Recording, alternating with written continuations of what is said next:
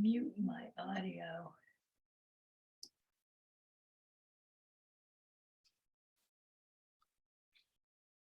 Can you guys hear us? They can hear us now. See, we want to mute them.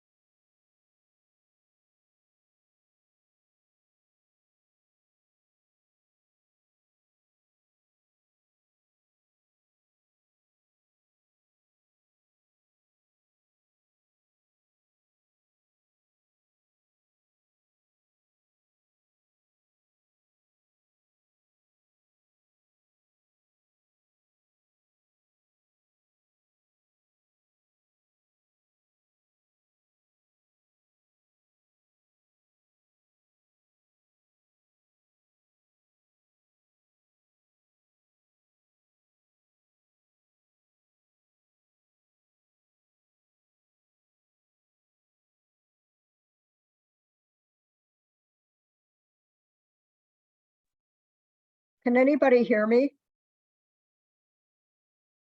I have no clue what's going on. It's so strange. Maybe I'll try to call the Alzheimer's Association and see if by chance we're all on the same link. John Foley. He's muted. Let me see. There we go. Okay, there's Joe.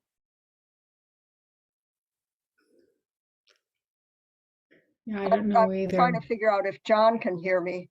John, can you hear me? Looks like he's muted. Everyone but you and me are muted. And Jean, you can hear me, right? I can't. I just unmuted myself. But I can't hear you. That's interesting. I can't hear you. Okay, say something. I'm not muted anymore. Okay, I just turned my speaker up. Okay. Okay, now I think I'll go in and see if I can find a phone number and call them and see. It was at 2 o'clock, wasn't it? Yes, that's what he said. Yeah.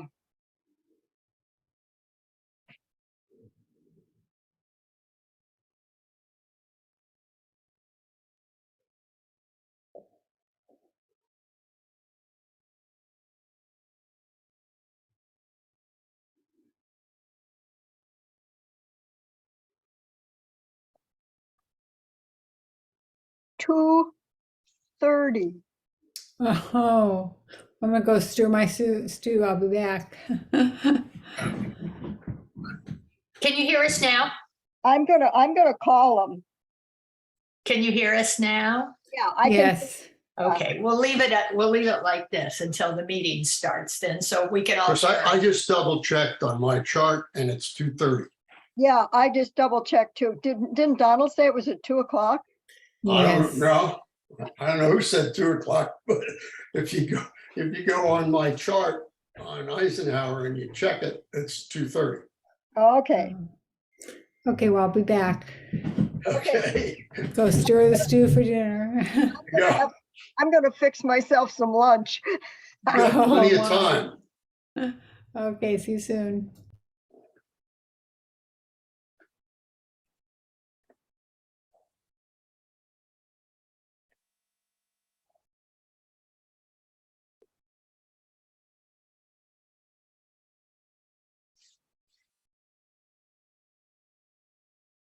Hey, Charlie.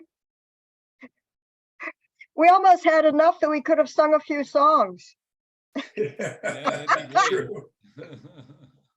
or do some speech exercises or read some poetry.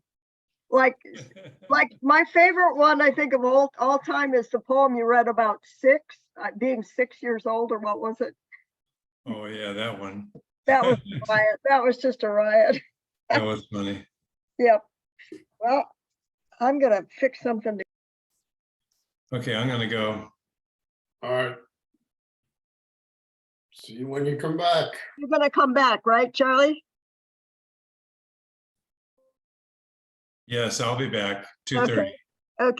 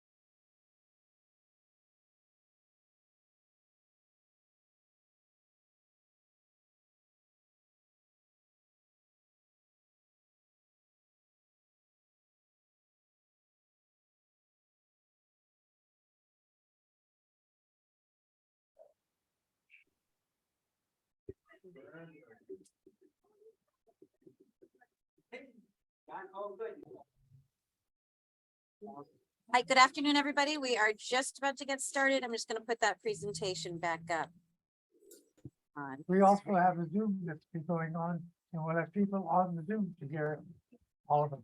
And the wonderful people. So stand on this side of your talk. I want to thank everybody, all of you, for coming on this nice Palm Springs cold morning, or afternoon, I should say. Anyway, we're all very good to see all of you, and also make a few announcements about ACD. ACD has allowed us to have our Parkinson support group here every Tuesday from 2:30 to 3:44 at the desk. And you're all welcome. We have a room for caregivers and a room for speakers. I'm really grateful to see the crowd. We haven't put some more chairs out. And who doesn't like to hear that at a lecture? Anyway, we do. Anyway, I want to introduce first I'm going to get Larry to tell us about our speaker.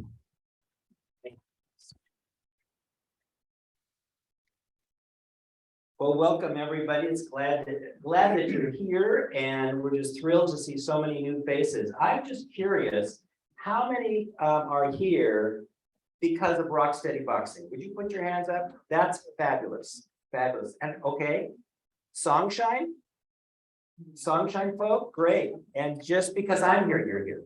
How many are here? Okay. We are just thrilled to have you. And this is our first Parkinson's support group special presentation, and we're so thrilled to have Dr. Legge here to be part of that. And I want to just say a word here. Hello to our Zoom folk. We are thrilled to have you here. We hope you can hear. Can you hear okay? Can you give me a thumbs up if you can hear okay? Excellent. And you're going to have the advantage of seeing a profile of Dr. Legge. We made sure it was his best side. Okay, so you're going to see his right side because he'll be addressing the audience out here, and it's like you're standing on stage with him. Okay, so welcome. We're glad to have you here as well. I just wanted to say that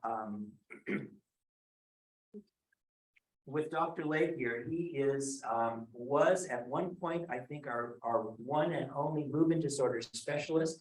And there could be two now. Is Dr. Hermanowitz is back? So now, and are you guys in the same department? We're in both. Yes, he's at Rancho main campus. I'm at the Palm Springs. Great, great. So can you believe that finally, for the first time in history, we have two movement disorder specialists? Yes, clap. Here in Valley. That's wonderful.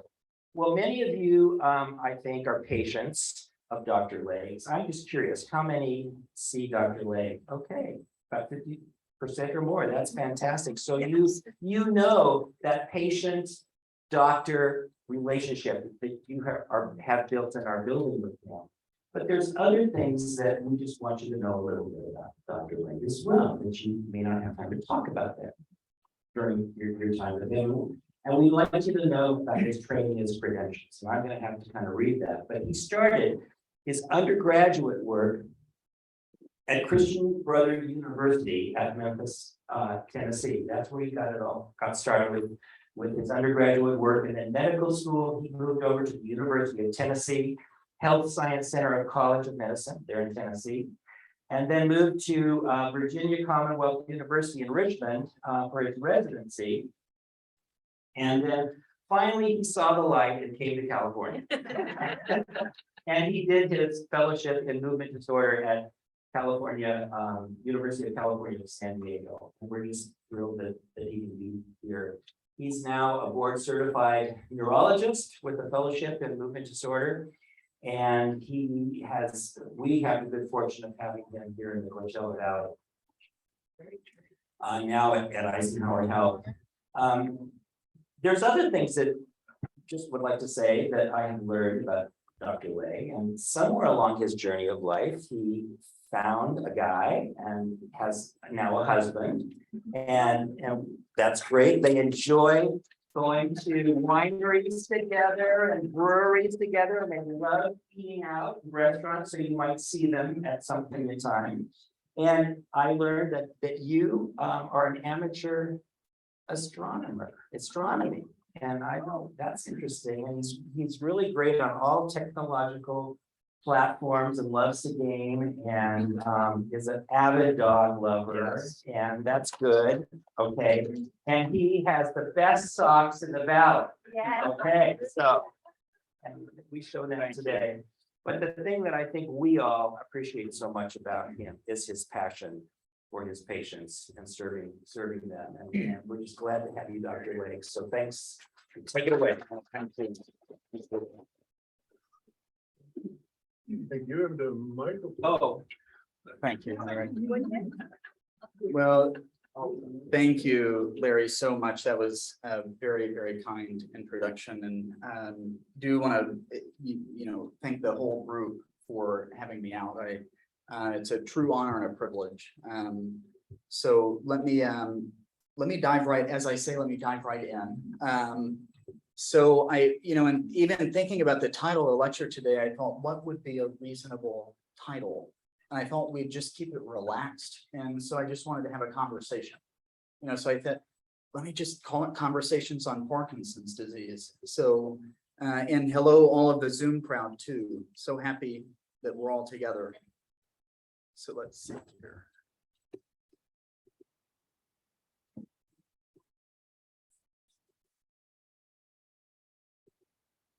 Okay, yes, so just some disclosures. I don't have any financial disclosures from any drug company, any pharmaceutical company, any industry or device company. Want to make sure that's known. Also, I don't want anyone to walk away thinking that I'm giving any specific medical advice, of course. So, make sure that you discuss that with your doctor or doctors. And any specific questions, of course, I'm going to be speaking in generalities, not to on a case-by-case basis. And so when you're asking a question, maybe try and avoid very direct personal details and maybe speak in generalities, because of course I want to honor, privacy and HIPAA, and of course your personal information and respect that. So I'll try and address it and try and treat it that way.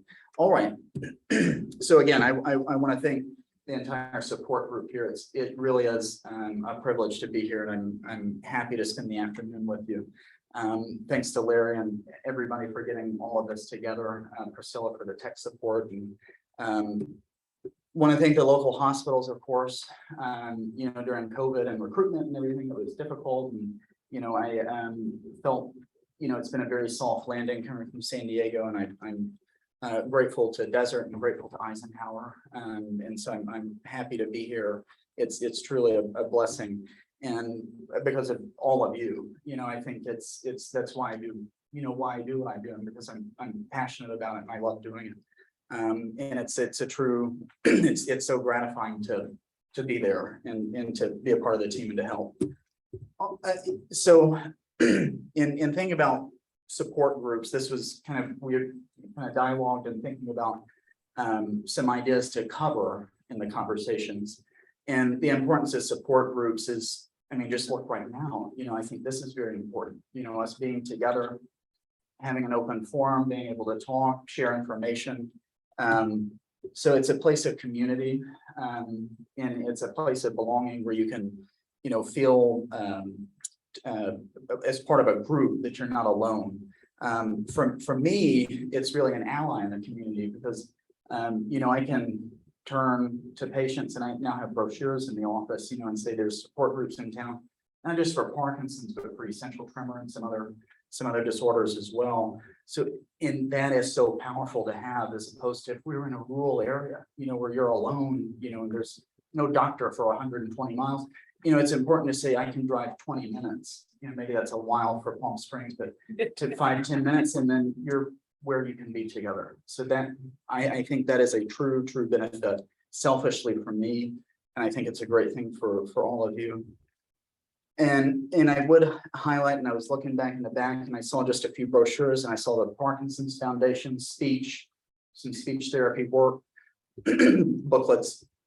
And that is so true, that not only are you part of a local community, and I think it's incredible that, the Alzheimer, association here is lends their space, and that there's a partnership with Parkinson. So critical, because, and from my, I'll take a brief detour. My grandmother had Alzheimer, and we took care of her at home, and, it was a true eye opening. I went to medical assist for her geriatrician and her doctor, and learned a lot from that. And so, yeah, it's you have to be pragmatic about things, very nuts and bolts, and understand what's going on at home, and it's important. And I'm passionate about that. You have to have in being a part of a local community, that partnership that's here, but also on a national level. So there's trainings for, support group leaders from I'm sure all of y'all know the Parkinson's Foundation, Michael J. Fox are terrific resources. The APDA, the American Parkinson Disease Association, I often, point to their literature, because they, have not just the trials, but they have a lot of the local trainings and group national resources that bring to bear all of our knowledge to really improve lives, and that coordinates things. And it's a wealth of information for patients and family and caregivers. So look at their websites. I talk about them often in clinic. All right. So what is a movement disorder doctor? That was another topic that came up. So Parkinson's is, I would say the 70%, 75% of the patients that I see have Parkinson's. It's very prevalent. Over 1 million Americans have Parkinson. It's growing. We don't know the cause of Parkinson. I'll talk about some of the details of it later, but that is not all movement disorder doctors see. The other, a huge other group or what we call essential tremor or familial tremor, but there's ataxias and atypical Parkinsonisms, which I'll speak of a little bit as well. Lewy body dementia, number 2 cause of dementia in the United States, next to Alzheimer, next to stroke as well. Dystonia, cervical dystonia, hemifacial spasms, blepharospasms, have, a lot of Tourette's patients. Then there's a huge range of other very rare movement disorders, but, by and large, there's a lot that we try and tackle. And the question of why are there not so many of us? Well, there's only about 40 to 60 new movement disorder specialists trained in the US per year. So there's not that many training positions for movement disorders. And one of the root causes of that, of course, is just there's an overall shortage of all neurologists.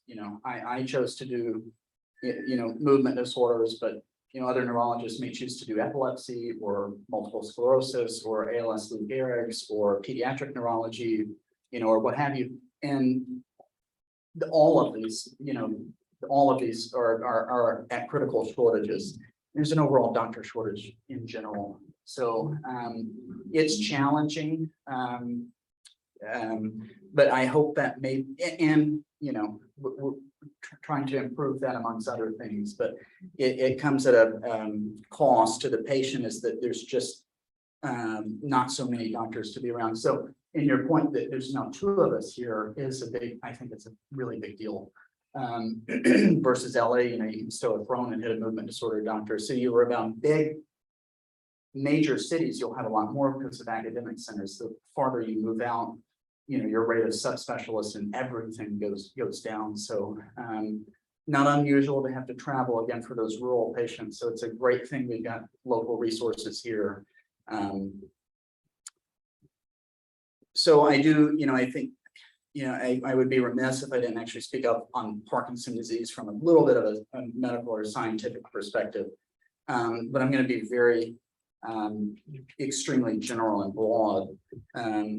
That as I like to think of Parkinson disease and the changes on the brain that it causes, and just at the root cause of Parkinson, what it is it's a progressive neurodegenerative disease that causes damage to part of the brain that makes dopamine. And dopamine is the chemical fuel, in a way. I look at it as the gasoline for the motor engine. And over time, as the brain loses more and more of its own ability to make its own dopamine, its own fuel level drops, and the engine malfunctions and more symptoms appear over time. As that happens, we have to give back progressively increase, typically dosing of supplemental replacement gasoline. So what I would say is that, when James Parkinson, in his essay on the shaking palsy in the 1800s, wrote about Parkinson's, what we now call Parkinson's disease, and he called it the shaking palsy.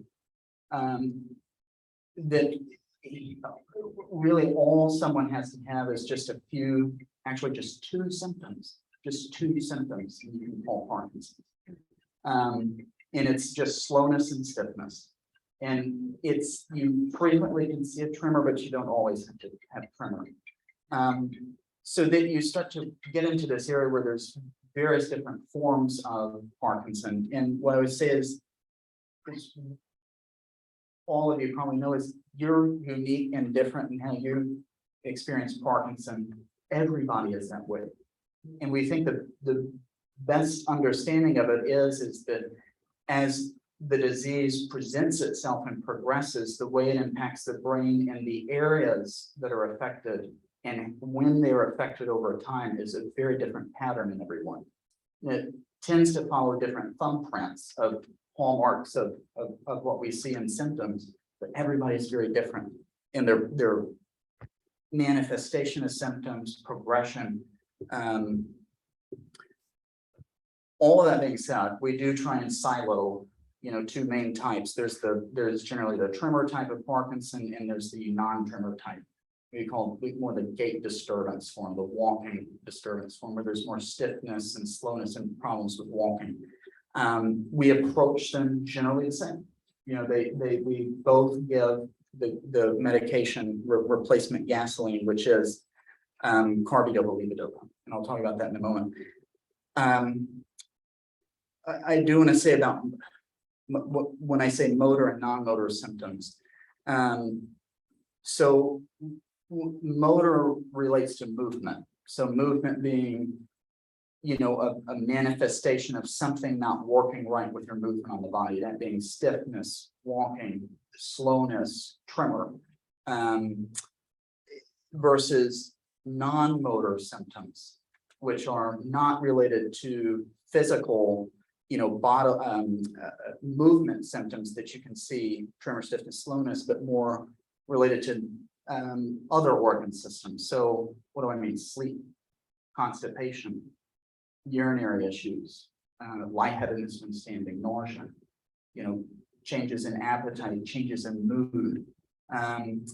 These are what we call non-motor symptoms. And the issue then again is that as Parkinson progresses, it starts to affect with the way the brain behaves and interacts with other organs, because it is the command and control apparatus. So as that starts to have issues, its ability to regulate regular bowel movements, having regular ability to void from the bladder, or having a normal circadian rhythm when you wake up in the morning, go to sleep at night, that can be disturbed. So you start to see a lot of non-motor that has nothing to do with tremor, stiffness, slowness, but it's all Parkinson. We approach all those things. You can't address that with carbidopa-levodopa. You have to kind of tease out things individually and try and address it as best you can. If there's significant sleep issues, you unwind the sleep issues. There's a lot of constipation, you work on that. There's a lot of, mood issues or swallowing issues or pain issues or lightheadedness issues. We work on hydration and sleep medicine and injections for drooling, and we give relaxants for sleep. There's all kinds of different things. So it's a cocktail of medication. So when you pull a string on a medication, you may, your list, so to speak, may look very different from someone else's, and it's because your manifestation in what you're experiencing is being treated differently. In thought. Symptoms are different in everyone, as I've been explaining. In as symptoms are different, the disease is different and how it's affected and where it's going and at what time it started causing symptoms, and your response to medication can vary over time as well. So everybody kind of responds to medication differently. That being the case, you're talking about not just positive benefit, but negative benefit or negative outcome, that is side effect. So your side effect potential is different in everybody. So it's complicated, you know, but you really do this on a case by case, you know, you want everybody's potential, you know, if you already have, you know, an issue with lightheadedness and a lot of blood pressure medicines, then you know that may be a higher chance with certain medicines. So you're going to want to address that. So I try and dive down and get specific and tailor everything because everybody's experience journey with Parkinson is different. Then, you know, you can look online and see different stages of Parkinson, you know, Hone and Yar, 1, 2, 3, 4, 5. Those are helpful. Generally speaking, for clinical trials, they're helpful, but for individual person to person, not everybody progresses through 1, 2, 3, 4, 5. Some people go 1 to 3 and then back to 2. So those are tricky. And again, it goes to everybody's experience is different with Parkinson. The journey is always, it's different. And there is a movement within the community kind of re-term Parkinson disease as medication responsive Parkinsonism syndrome.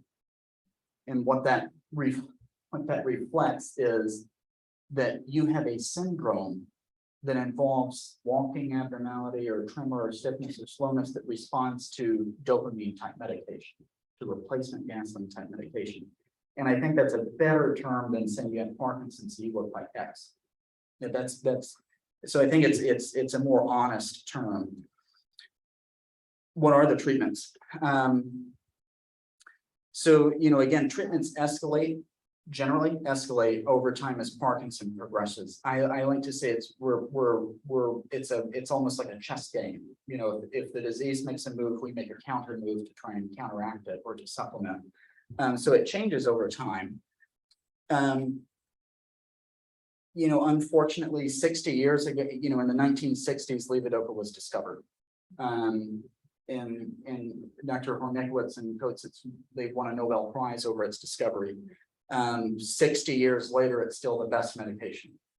And that's a very frustrating fact that Parkinson has eluded curative therapy. Not just curative therapy, but even disease modifying therapy, where we can actually arrest the process of the disease progressing and stop it, or even potentially reverse it. So those trials are underway actually, but right now for what can be prescribed and is on the market, levodopa is what we consider the gold standard. It is still the best medication. In the first sentence on the Parkinson's Foundation website on levodopa is the most potent medication for Parkinson's disease, period.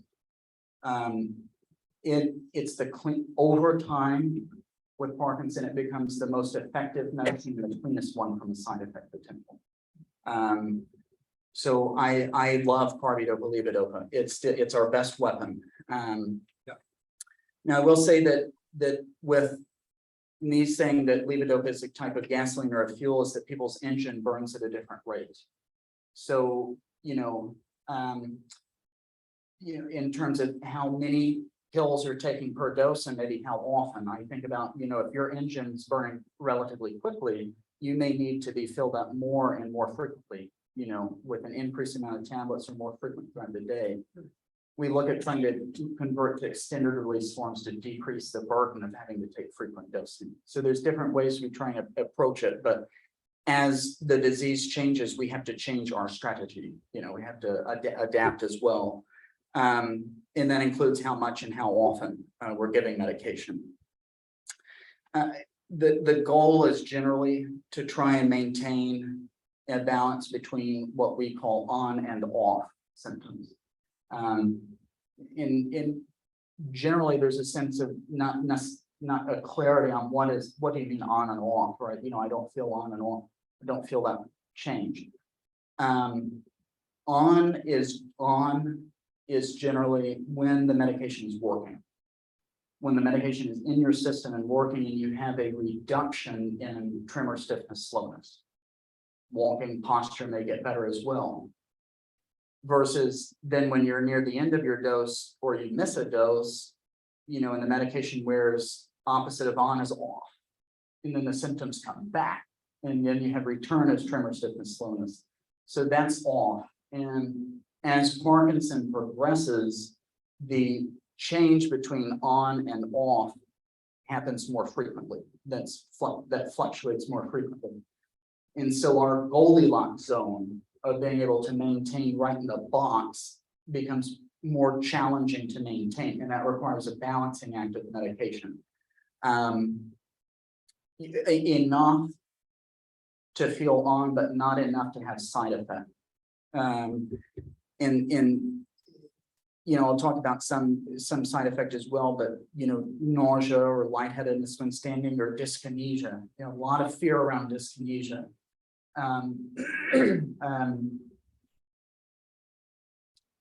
You know, even in the literature, there's a lot of studies on dyskinesia, but generally I think the takeaway is that even if you're feeling a little bit on with a little bit of dyskinesia, that is not necessarily harmful. And a lot of patients prefer to be in a relatively on state because that means they're ready to perform, they're ready to go, as opposed to being off more lower in treatment, and you're more slow, more stiff, may have more problem walking, more tremor. And so having even the presence of dyskinesia is not itself bad. Dyskinesia is on a spectrum. It can be very mild or it can be extremely severe, you know, where you're having significant rocking and it can burn a lot of calories. That's, of course, we address that, but this is on the spectrum. I did hear a nice lecture myself, and I thought this analogy was neat. It was kind of like a light dimmer. You know, you want to have the light so much that you can see, but not to where it's blindingly bright. You know, that's too much dyskinesia, but sometimes you may want to have it a little bit bright, you know, and that's okay. Because there's been so many studies now that levodopa does not cause Parkinson to progress faster, and it is not neurotoxic. Okay, what does that mean? If you wait to take medication, that's on you, but you're not doing yourself any favors. And number two is it doesn't make the disease go faster. So I always say, why wait to feel good? You know, if there's side effect, we will address it. You know, what are the options? There's lots of options. I am sending a lot of patients to trials. We don't have a lot of trial options here. Courting some trials to come here. But they want to see interest from the patients. You know, that means the doctors need to recruit them.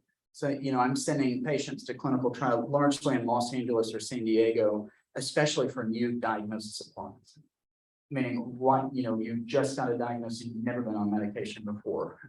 There's a lot of very interesting trials that would even benefit patients that have already on treatment, but they want what we call naive patients, ones that have not been exposed to any medication. Those are exciting trials. We look at combination of medications, boosters, you know, pills that make the pills you take work more and last longer. Extended release formulations to decrease how often, the frequency you're having to take it.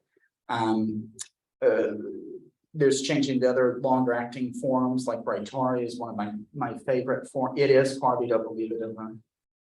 It's basically the regular immediate release carbidopa-levodopa smashed together with carbidopa-levodopa ER or CR control release. So it's a combination of immediate release and controlled release. Or I have several patients on a pump form of carbidopa-levodopa called Duopa. And it's exquisitely fine-tuned. You know, you can control that per hour. So it's as if you're taking all of your pills and breaking them into fragments and taking them dozens of times throughout the day, and it's exquisitely controlled. And then of course exploring deep brain stimulation for you know, DBS is not for everyone. DBS is not without risk. So, you know, but DBS can be life changing. DBS can be a game changer. So there are lots of options we try and bring to bear. DBS is just. Deep brain stimulation. No, so deep brain stimulation is DBS. Duopa is the pump. Yep. And of course, I always preach about exercise. There's multiple studies now demonstrate the effectiveness of exercise. Kind of reductionist that Newton himself told us a body in motion stays in motion. You've got to keep moving, or if you stop, you will lose it. You got to use it or lose it. Exercise is critical. It makes the medication work more and last longer. It's been shown to slow down progression of Parkinson. If we could only harness that in a pill, that takes motivation, and it takes communities and care partners and rock steady boxing and groups like that.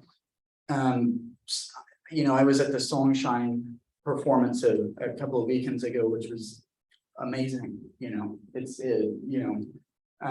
Very moving, very inspiring. That's here too. An amazing resource. So rock steady boxing, of course, a lot of evidence behind RSV, rock steady boxing, a lot of evidence behind big and loud. Walking, swimming, in San Diego it was surfing. Here it's more pool. Rock steady boxing was huge there. It's huge here. There's great evidence on stationary bicycle. The Veterans Affairs is doing research into what's the best exercise to do. The punchline is that it seems any exercise has been positive. Karate, yoga, dance, all of it. So I would say find something that you like doing that you'll stick with. The adults build a habit over about 3 or 4 weeks. So if you can really commit to it, that can be a good thing. That's a good habit to have. Let alone setting aside Parkinson, think about your other, your high blood pressure, your cholesterol, your diabetes, your orthopedic, your back pain, knee replacement, all of this helps from exercise too, not just the Parkinson. I do want to say a word on atypical Parkinsonism, that, today's focus has been about Parkinson. There are a lot of conditions that appear as Parkinson or have very distinct elements that look like Parkinson, be they tremor, stiffness or stooping or slowness, that look like Parkinson, but don't have a response to medication in the way that we would expect, and or have other features from that person, either from the story that they're telling you or how fast things are changing over time. Parkinson is a years-long, decades-long, particularly with my youngest patient who's in his early 30s, that it's a decades-long process. So if you have someone that's coming in and they're already, having symptoms you would expect from a decade, then that's a red flag. So we looked at other elements, and there's a lot of other atypical Parkinsonism. Lewy body is number one. Lewy body dementia is really a very close relative of Parkinson, and it's approached very similarly. But the distinct feature with Lewy body dementia is that the big thing you have is mental or cognitive and memory changes. Then there's falls and tremor or stiffness, and they go together very quickly, which that's not classic of Parkinson.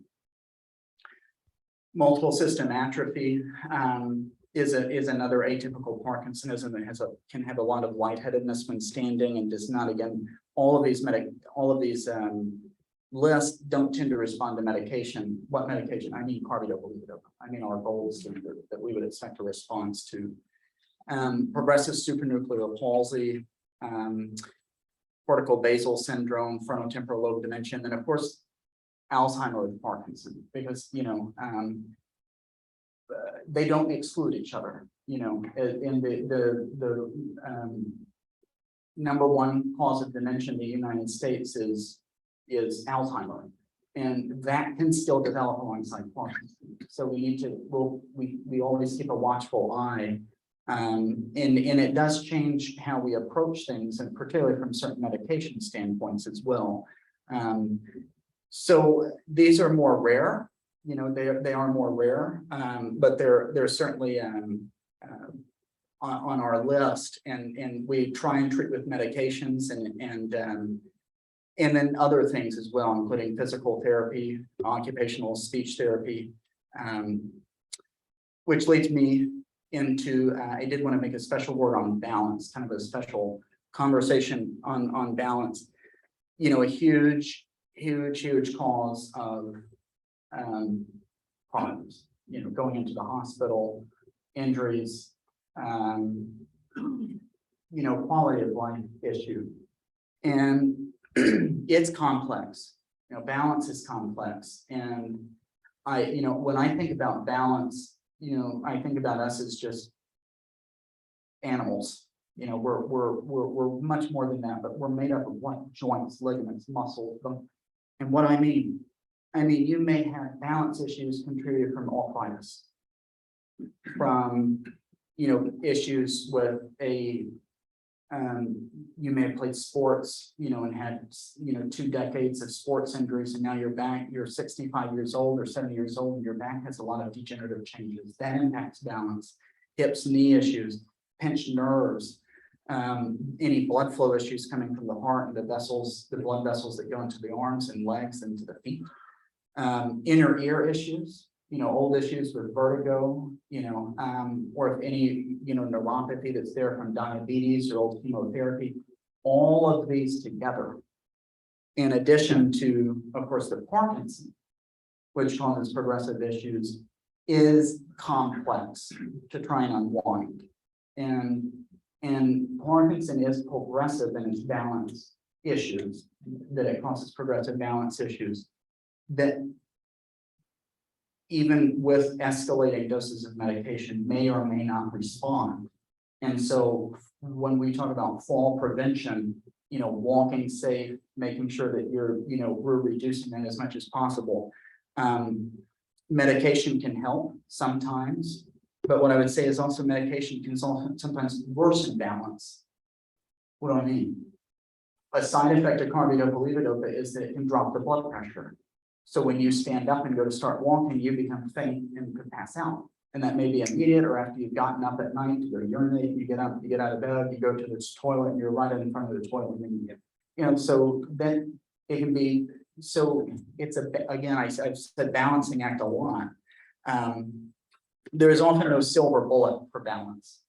So we do our best to adjust medication, knowing we're trying to keep in mind any of these other issues that may be at play. And this list is not, comprehensive, but if there's, bad nerves in the feet, and you'll know, I say I'm a straight shooter, but that is there. We can't restore that. So we have to work within it. And so I wanted to, we try and be very pragmatic about it, very nuts and bolts. Physical therapists are my friends. I give them so much business. But they have to be a member of the team, just like occupational or just like speech therapy. There is in one of the test maneuvers that I frequently do is called the pull test. After walking, I count 3 and pull you backward and have you catch yourself. And that is a very important part of the exam called postural reflex. And that is one, just like tremor, stiffness, finger tap, hand over, etc., that we look at that can change over time, and it does not really respond that well to carbidopa. So, but that is one of the things that keeps us upright from falling. And so if that starts to slip and we see that, one of the only things we know that helps that is physical therapy and gait retraining, and just keep at it. And you have to do what? You have to practice walking. So that's very critical. So balance is complex, and we try and balance things for balance as best as we can. So some miscellaneous things to keep involved with primary care and other specialists in your medical care. I do my best. I try and practice as much geriatrics as I can, but I'm not an internal medicine doctor or a family doctor. And so when we're a specialist, when they say, we need to talk to your primary care, I mean that, we've got to have a primary care involved. Because neurologists, we are very poorly trained on how to interpret blood tests and think, certain ones, but we're not good at antibiotics and so when we get a chest X-ray and it is critical to have a very involved primary care doctor and other specialists. So let's see. There we are. So I do also preach about kind of healthy brain habits, which is some of our strongest evidence comes from Alzheimer research and for diet. And it looks like Mediterranean style diet's very good. Some argue that even, a whole alimentary plant food based diet is the best way to go. To that, I kind of say you have canines for a reason, it's okay, but things need to be Hippocrates said all things in moderation. So, Mediterranean style is very heart healthy, and it tends to be what's heart healthy is brain healthy as well. Regular exercise regimen, getting good, what we call sleep hygiene. You're going to bed at the same time, waking up at the same time. You're not watching a bunch of horror films or the horrible news at night right before you try and go into bed, and then you wonder, why can't I go to sleep? Well, so you've got to take care of yourself. These are often low-hanging fruit. Keeping out stress and staying socially engaged like this, keeping a group, challenging yourself. And when I mean keeping yourself mentally engaged too, getting your brain to do new challenging activities, trying to learn new hobbies, picking up a new skill. Someone's learning Spanish, someone else is learning the harp. And I say, that's fantastic. So long as you're enjoying it and it's not frustrating. It needs to be new instinct. The brain needs to be tickled and entertained, and it needs to be challenged. And it can be a positive thing. You grow skills that way. I always, for trials for a person at any stage of Parkinson, newly diagnosed or had it for 20, 30 plus years, that you can go on Fox Finder, Michael J. Fox, the clinical trial, the Fox Finder trial website, and you can put in, your zip code, you can put in your information, how long you've had Parkinson, if you're on medication, and find all the trials that you're a candidate for. And you can expand your radius as much as you want, keeping it, you're going to have to go to, probably a Loma Linda or someplace like that, or LA, but you can, if you're willing to travel, you can find trials out of your nose. There's so many trials involved now, not just for observational trials collecting information about you, but also some therapeutic trials as well. And when I say therapeutic, I mean drug trials, where they actually give you medication, or in certain instances, it may be a sugar pill or placebo. For alternative treatments, I stem cell acupuncture, chiropractic, herbs and supplements, other nutraceuticals. I'm generally, I don't look at any of these inherently negative, but I do think that it's wise to carefully weigh any evidence, if there is any evidence, for those things, for their intended benefit. Is show me the data. There very well may not be any, versus possible side effects.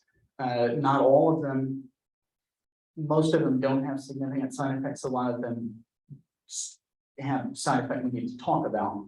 But generally speaking, when we're all talking about biologic or what's going to do to the body, I do think it also important to think about financial toxicity. You know, a lot of them are very expensive with little to no evidence, and you know, they're, you know, selling you socks that make you not fall down and stuff. I mean, it just, you know, we need to be reasonable about it. And so I think that's worth exploring, but it needs to be done within reason. So about, this was a conversation topic that was proposed as well, which I thought was a great idea. For my chart message, my chart is, what is my chart? Is the portal for Epic, for the electronic medical record, that if you're a member of Eisenhower, a patient of Eisenhower, that you have a medical record number, and you can go online, and you can go on your phone, and you can look at all of the notes that all of the doctors have written about you. You can look at all of your test results and imaging study. Everything is there, and you can message your doctor or nurse through the system. You have to be linked, or you can call.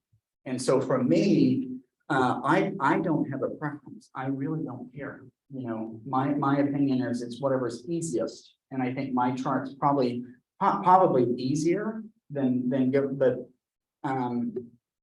you know, I mean, easier if I were, you know, when I use my chart, for instance, because I you know, I don't like getting on the phone, you know, to take time. So, but it's whatever is preferred.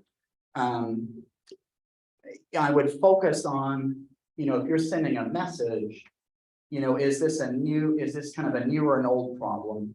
And of course, you know, and then if it's a particular thing, you know, you didn't hear from home health and I asked for them, or, you know, the neuropsychologist didn't call you, or radiology didn't call me about the scan.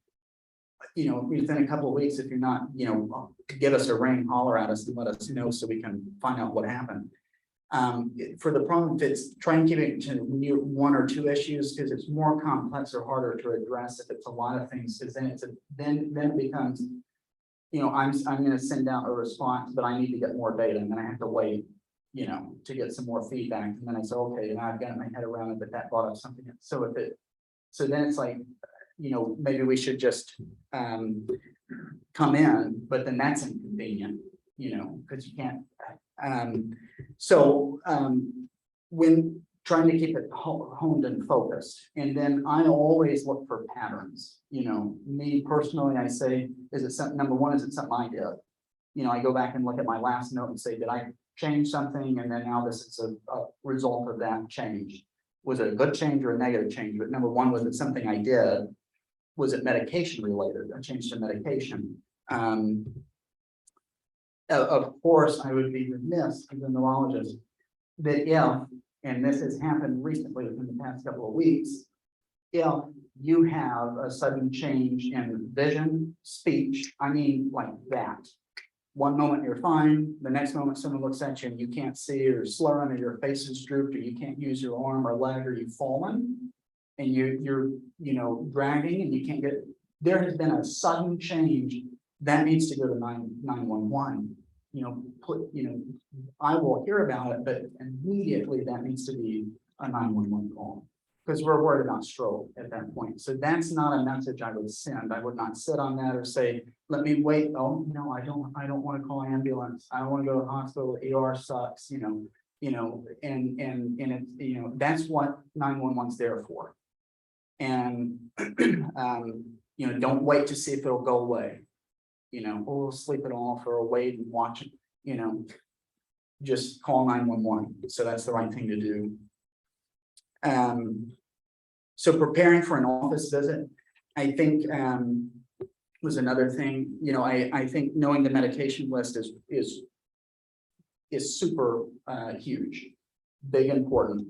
You know, I need to know what chemicals are going in your body, how much and when and what.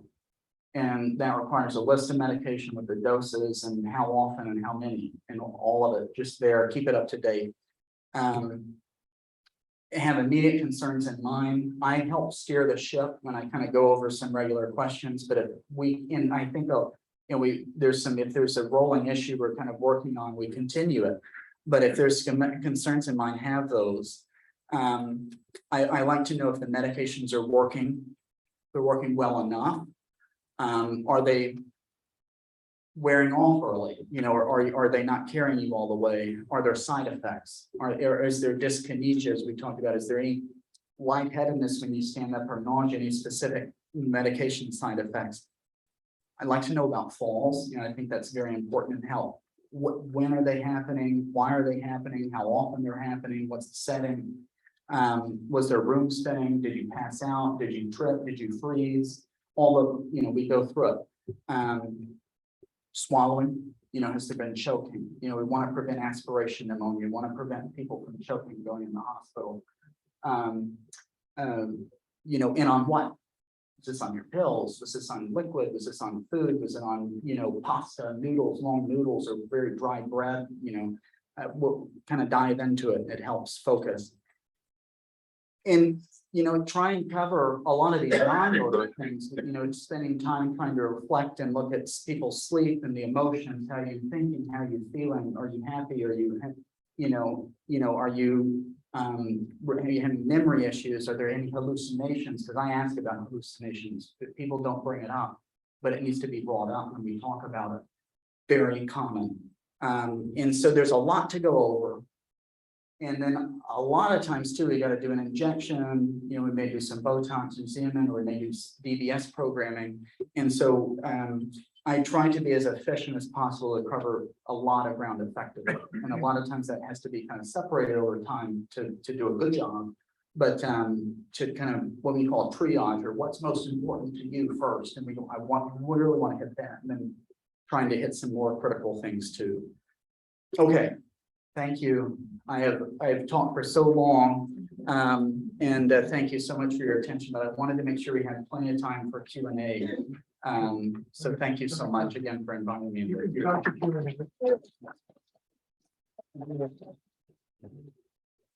do the Q&A now? Please, please. I got my hand up. Okay, please. Dyskinesia. I'm under the impression that it is caused by the carbidopa levodopa.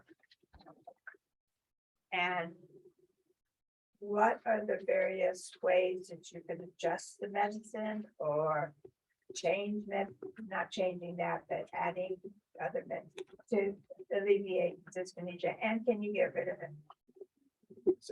So I'll repeat the question. It was on dyskinesia. Thank you very much. Oh, got it. Thanks so much. And on dyskinesia and whether or not it's medication related, and how medication is handled to address dyskinesia in general. So this is, I knew this question would come up, and I had this conversation this morning. So, because it's a really important question. And there have been a lot of studies on dyskinesia. It is absolutely true that one cannot develop dyskinesia without carbidopa levodopa, without dopamine, Nupro, Rotigotine, Mirapex, Cinemat, Rytara. You have to have some form of dopamine to develop dyskinesia. But dyskinesia itself is a result of Parkinson. So I like to use the example as they did go down, the researchers went into areas in South America and Africa and found patients that had Parkinson and had never been on treatment and had Parkinson for years. They had tremors symptoms for 10 years. And they gave them a single dose of Cinemat, carbidopa levodopa, and they became dyskinetic. So what that means is that the window or Goldilocks zone, as it shrinks, in your brain's ability to handle doses of medication becomes far more sensitive and less forgiving over time as a result of longstanding Parkinson. So you can't develop dyskinesia without being under the exposure or influence of carbidopa levodopa or dopamine.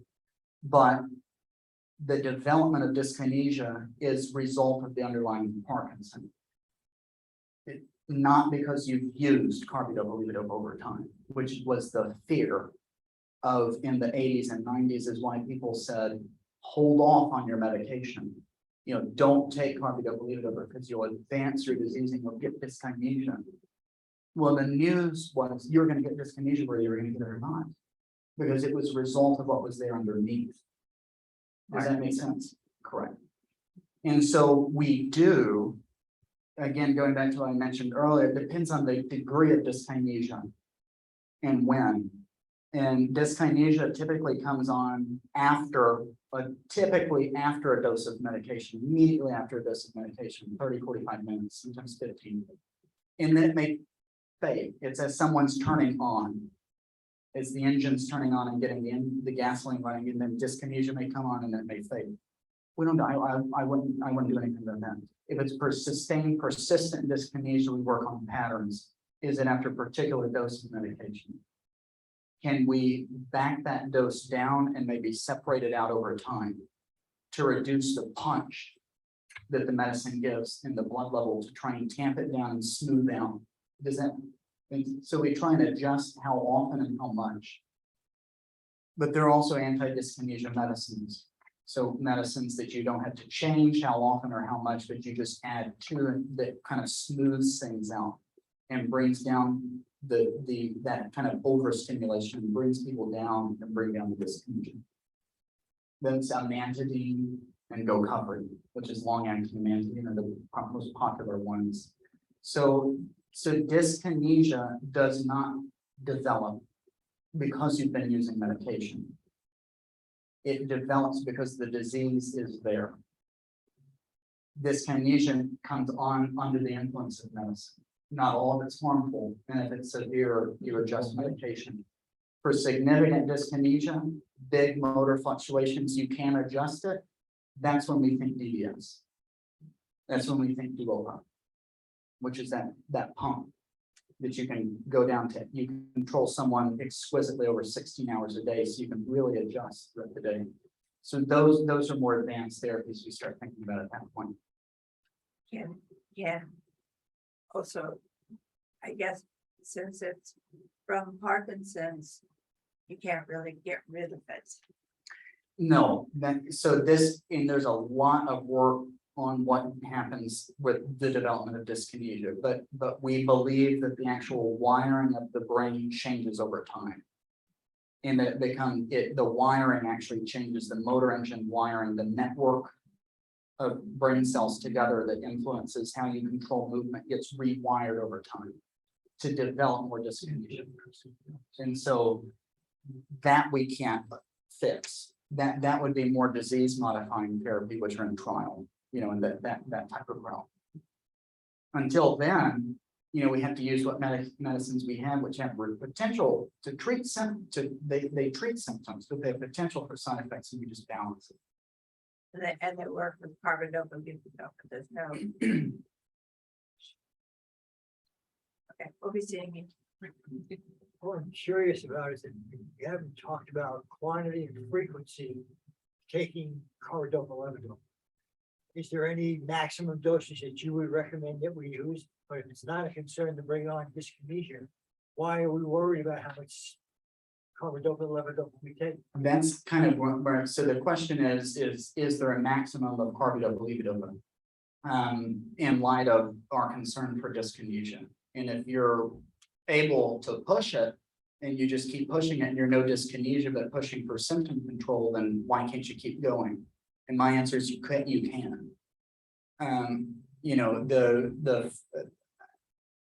These are all typical treatment regimens. It's And interesting that other neurologists that I have been under the care of all were concerned about the maximum number of tablets. you take a day. Yeah, but you're also not just concerned about dyskinesia, you're concerned about what that may do for blood pressure, or if there's nausea. Well, my biggest concern is I want quality of life. Yeah. And And that's, I'm willing to sacrifice some dyskinesia rather, some quality of my life. And really all we talk about is this is for symptom control. So granted, we're not in a place where we can say, like we are in multiple sclerosis or epilepsy. And in some aspects of now ALS care is changing radically. You know, we don't have those types of new therapies. So now it's all about you want to feel the best. And so it's about giving the medication regimen that makes sense that way. Because, and so if you're tolerating certain side effects and it's not a problem, then my position is that you should target what's important to the person. So, you know, and again, you do with respect to the what you're talking about with the other neurologists, there may be, you know, other factors like the blood pressure concerns from that much medication or nausea concerns from that much. So that may be a play too. Thank you. What do you think about carbidopa, levodopa, and Rytary effects on processing and hallucination? So all dopamine product.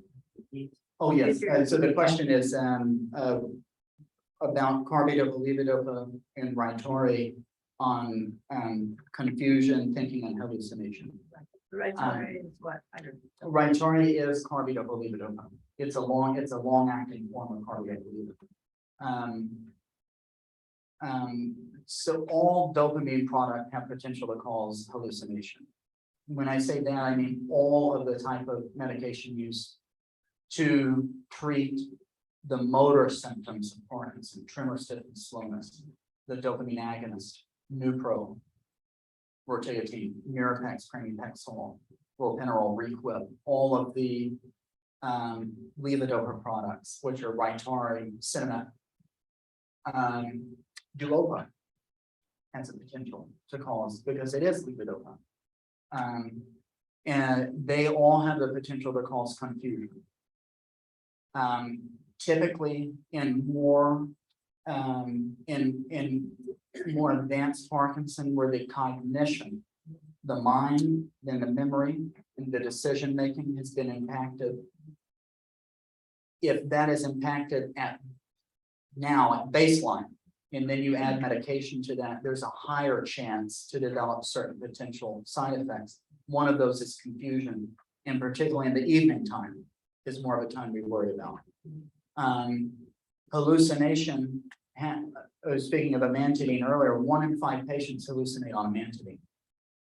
20%, so in a classic is seeing, little babies or furry creatures, insects on the dog, or crawling up the wall, or people outside, or bushes changing shape. This can be a result. And I say, okay, did this happen an hour or two after you took your medication? And is this an evening time? Trying to look and see if it's related to a pattern in medication. And often you can try and kill 2 birds with 1 stone. There are memory boosting medications that can help hallucinations and help sharpen thought processing. So those can have a role. And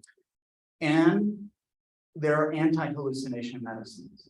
You see commercial. I don't pay for cable, but I heard the commercials, even for Nuplazid, pimavanserin, which is actually a wonderful medicine. Again, I don't get anything from these people, but it is not fast to work. That medicine may take 2 months from the first day you take it to even notice a benefit. So there Seroquel, quetiapine, there's antipsychotic medications, and that's a heavy term to use, but hallucination is dopamine fueled. So it's so we try and balance this again, try and maybe pull back first before you add to, but they all have potential to do that. You need to be upfront about it. Can you speak to focused ultrasound to reduce or eliminate tremor? That's a great question. So focus ultrasound to reduce or eliminate tremor. And recently, now focus ultrasound has approval for that and dyskinesia.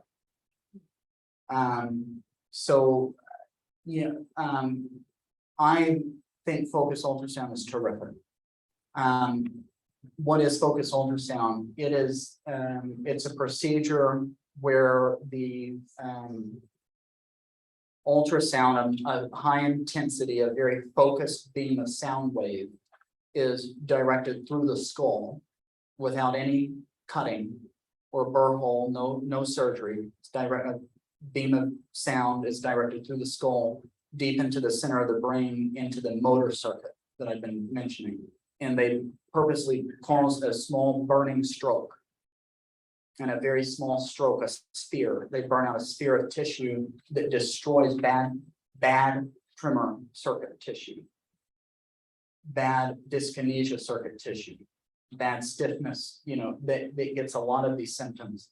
That being the case is you want to be very accurate, with that, because that's irreversible. You can't undo that once it happens.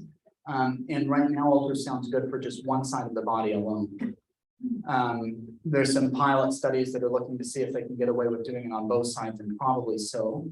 But right now, it's just good for one side. Ultrasound can't be increased over time.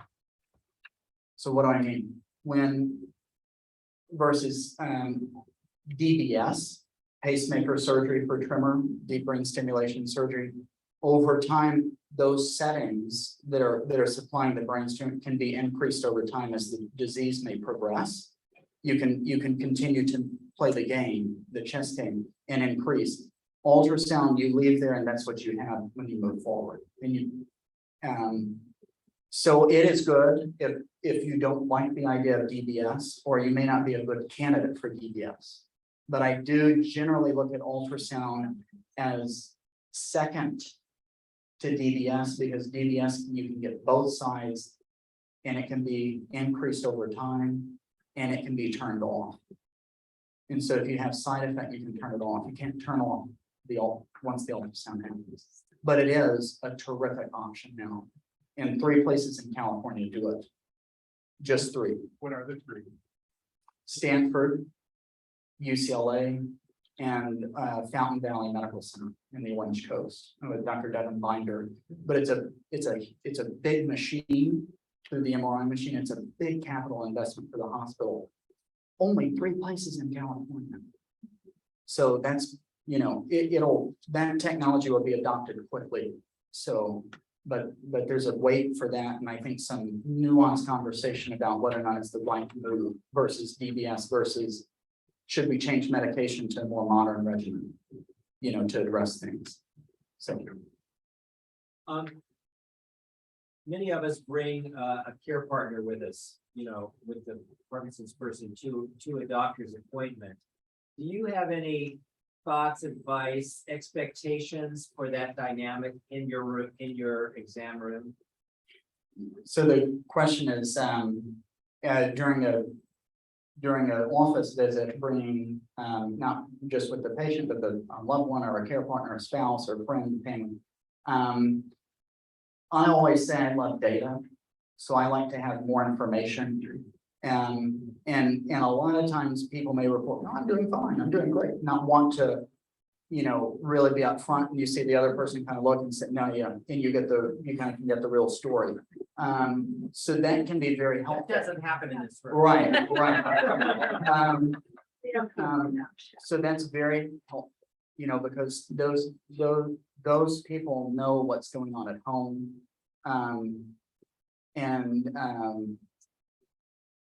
Not just about the medications, but how, if they're being missed, or if there's a burden getting them, if it's hard to get them, if it's, or if things are not really going well, so the dynamic is, I think, going back to kind of preparation is just so far as all of it's in alignment that it's about giving out information to make the next best decision. Of course, I love having other involvement.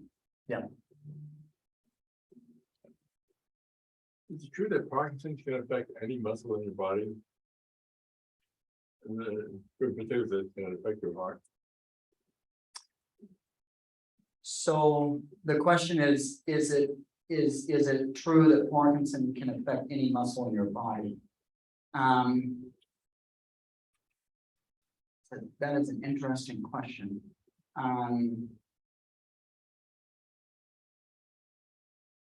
Generally, my answer would be, I would tend towards, in a broad sense, yes. I would tend towards a broad sense, yes, even the heart, what I mean, that to get a little bit detailed, the process that hurts or damages the brain is accumulation or gunking up from Lewy bodies. And it's named, those were the things that we see on the histology on the slide. We see that Dr. Lewy named, and it's clumps of chemical that get inside of brain cells, and the brain cell does not like it, it kills it. And those slowly clump up and accumulate over time. They spread from the brain into the spinal cord and spread into the nerves that what we call innervate or supply the heart, supply the gut, supply the kidneys, the bladder. Right, so that's constipation, that's urinary frequency and hesitation, and that's lightheadedness from standing. So, I would say that I would say in a broad sense, yes, but does Parkinson directly damage cardiac tissue or the smooth muscle that lines the gut and helps with peristalsis and having bowel movement? No, not directly. But does that answer the question? Sort of. Okay. Okay. So other than the heart, I'm sorry, didn't just that. What other vital organs besides the ones you just mentioned does Parkinson's not affect their muscle? Well, I think Parkinson approaches a whole body issue, a whole body disease. And so that's why I say I think it's very important to have other specialists involved, because at a certain point I try my best. Trying to do a good job, but I don't know a lot of these medicines, and a lot of the next test to order. So we're relying on the urologist, the gastroenterologist, the cardiologist is critical, because it's every organ system, I think. Every organ system. How you mentioned the atypical Parkinson's? How do you differentiate or distinguish the Parkinson's syndrome versus the atypical? Is it through physical symptoms and those types of tests primarily, or is there anything else there? That's a great question on how does one differentiate or tell the difference apart from Parkinson versus not Parkinson or an atypical. Oftentimes it can be straightforward. It can be immediate right there as you see it through history when you're hearing the story, or it can be I don't know, and I'm going 18 months treating with the diagnosis of Parkinson's, and then 18 months in, a year and a half in, the medicine suddenly stopped working and symptoms change radically, and I think, whoop, we've got to revisit the diagnosis. Actually, the American Academy of Neurology has as a quality metric every year, which we anyways, the Academy suggests that we reconfirm the diagnosis of Parkinson's on a yearly basis. Because I have many patients that come in and say, I've had Parkinson's for 18 years, and they've not had any medication change over the time. That was never Parkinson's. So, and then God taking that diagnosis away can be a challenge. You'd think you'd be happy to say, no, take it, but sometimes, so it can be difficult. Testing can help. Clinical exams every 3, 6, 4 months, watching someone, medication response. And there are a host of advanced imaging, beyond MRI scan, PET scan, certain things that can be done to try and hone them. But your best tool is a history, a careful history, a good physical examination, and watching someone over time, given with their medication response. Because those tend to manifest or declare themselves or make themselves known that this is it within short order, a few years, whereas Parkinson does not do that. It's slow, Doctor, one more question over there. Please, thank you. I know a lot of us there are lots of people that are at different stages of this whole process, but for something that's a chronic progressive disease, there are certain phases that it looks like nothing's happening, where people actually look like they're doing a lot better, and then suddenly things progress. It's very nonlinear. And as a caregiver, it's very difficult to know what the hell's going on half the time. We just think everything's going fine, we're doing all right, medications, and then suddenly there's this huge backslide, and then we might move forward again. Is that just how it's always gonna go? So I do think that some of that, in such a good point, is a question on how someone performs over time, you know, and the changing baseline, you know, and it seems like we're doing well and then there's a sudden shift. You know, Parkinson is progressive. With you want to ride on plateaus, you know, you want to stabilize things and be there. And, you know, if you've not really had significant issues going on 6-12 months, you're kind of cruising, but then there can be sudden shifts. I look then to see, was there infection? Was there, you know, was there a bout of infection? Was there in and out of the skilled nursing facility and setting changes that can throw people off for weeks? Was there a medical event, you know, an operation that happened, or anesthesia, or a surgery, other medication changes that happen? How about COVID? Oh, absolutely, COVID, 100%, absolutely, and also there is an aspect with Parkinson, and it's related to dementia, and certainly with Lewy body, that there can be periods of cognitive fluctuation.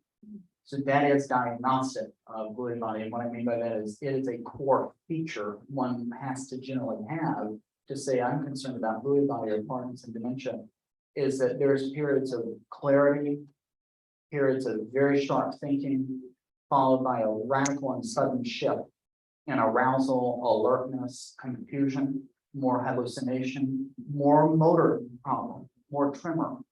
And there's no clear cause of that, and it can last hours, days, or a period of weeks, and then reverse on its own. But we hunt for other causes that may have triggered it. But that can be a frustrating aspect that is running with generally the dementia part of Parkinson. That sudden shift and change. One last question. One last question, okay. Then we have to, We're adjourning. Okay, please. I didn't hear you mention, Nurians. Norians, Yes. I don't believe it's worth its money. Really? Yes. As I said, I'm a straight shooter. A lot of these medicines, that medicine took so many years to get approved, and they barely squeaked it through clinical trial. And it's not worth anything compared to carbidopa. So it would have been, instead of carbidopa, or in addition. In addition to, What was it supposed to do? well, it's a booster. It's supposed to be a booster. It's supposed to be a booster. But a lot of these, and some of this is individualistic. I have some people that say it absolutely worked. And I'm not gonna, why, and it may have, but the data is exceptionally weak for Nurians. And they will never do Nurians versus the 1960s carbidopa, believe it or not, because it would look horrible compared to it. Well, it has a role and a place in certain people, but Nurians and a lot of these sometimes very expensive medications may not be, you may be better just being on the straight up carbidopa, believe it or not. And that starts to get case by case, but Nurians was very weakly and barely passed through, and doesn't have strong evidence for it. We still have another question. I think we sort of have to finish. You can, the doctor will be here and you can speak to him afterwards. Thank All you right? so much, everyone. Yes. Thank you, doctor. Thank you very much. Thank you, doctor. Now, I'm going to get somebody to go door. I hope your brain aren't too full yet. Because, ACV with a lot of programs, there are virus factor or ACV or some kind or a support group, and help yourself to any of them. If you have any questions, you can see any of us who are like Larry and myself to answer any other questions regarding the programs that we offer. As I said before, the support group is open to patients and for caregivers. So you can come to either meeting from 2:30 to 3:30.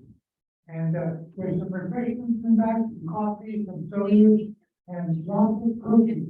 Because all the people that are supported went and baked and cooked all night long. So please enjoy some of the refreshments. And thank you again, Doctor, very much. And also, thank all the people who are on the Zoom. We're really glad to have you in a nice big collection of goodness, nice of people here. Thank you all. Oh, my. Oh, well, good, good. That's what it's.